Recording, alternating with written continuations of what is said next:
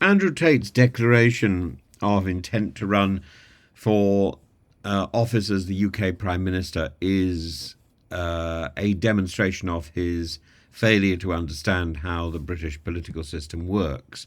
The Prime Minister is appointed by the monarch. You don't stand to be the Prime Minister. Prime Minister is not elected.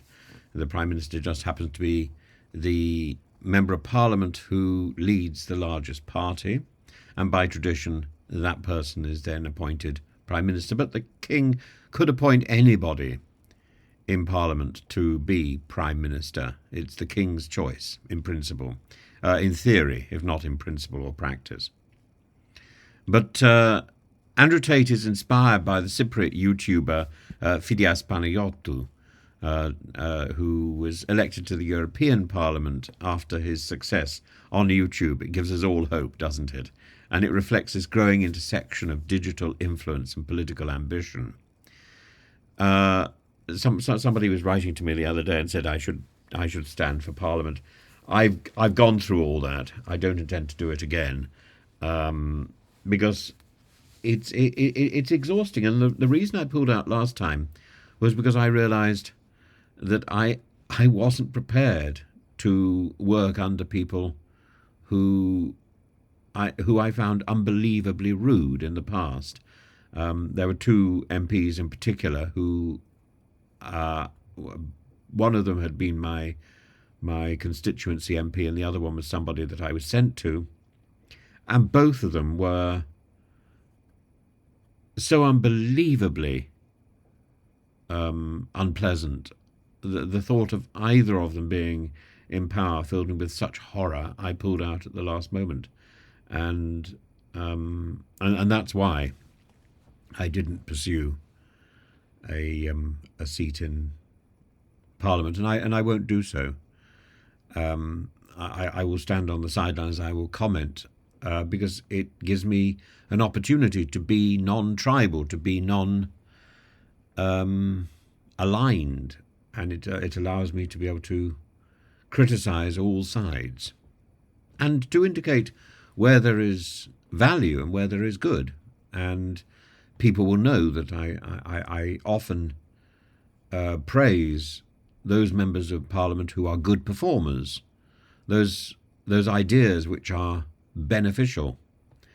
And I find it fascinating in the comments section that there's almost an equal number of people who assume I belong to the Labour Party and support Starmer as who assume I belong to the Conservative Party and support Kemi Badenoch, which of course I absolutely do not. I do not support Badenoch, and I do not support Starmer. And I have not voted for the Labour Party, so I have no responsibility for the present government being in place. I just put that out there for you. As for Phidias and Tate, with the massive online following that Tate's got and his provocative persona, his announcement capitalizes on or also builds on this public disillusion with traditional politicians, much like Phidias' unconventional campaign did in Cyprus. But Cyprus is a smaller country, and Phidias, once a self-proclaimed professional mistake maker, garnered significant youth support and voter turnout and challenged the status quo, and rode this populist surge into power. But standing for a European seat is different to standing for a seat in the national parliament, particularly in Britain. Tate's claim to be 100% serious about trying to become Prime Minister shows you just how particularly warped his mind is. It positions him as an outsider candidate, echoing the broader trend of influencers leveraging their platforms to connect with disenfranchised voters. Of course, Phidias' election, despite his comedic antics and his lack of political knowledge, demonstrates that charisma and an ability to relate to people can outweigh experience for certain electorates. And Tate's assertion that nerds dominate politics aligns with Phidias' critique of the EU establishment, further reinforcing the appeal of personalities who frame themselves as anti-elite disruptors and there's something in that. But the challenges are profound. Fidesz' election in Cyprus, with its smaller electorate and a proportional representation system, contrasts sharply with the complexities of the UK's first-past-the-post system.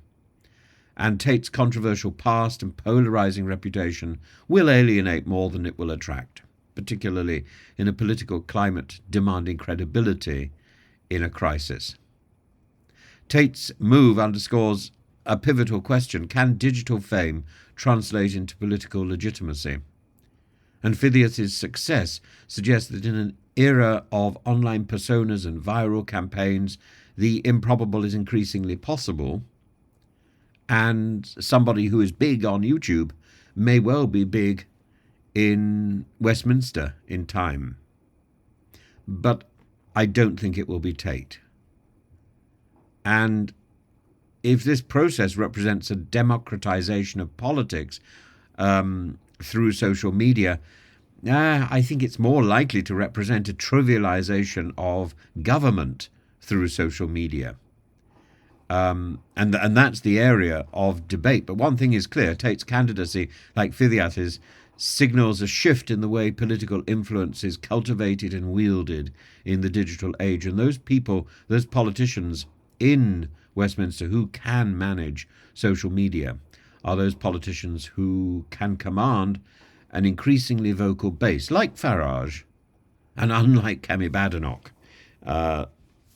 Social media is a significant force in modern politics, though I think Andrew Tate will not be somehow. I think Andrew Tate's force is spent.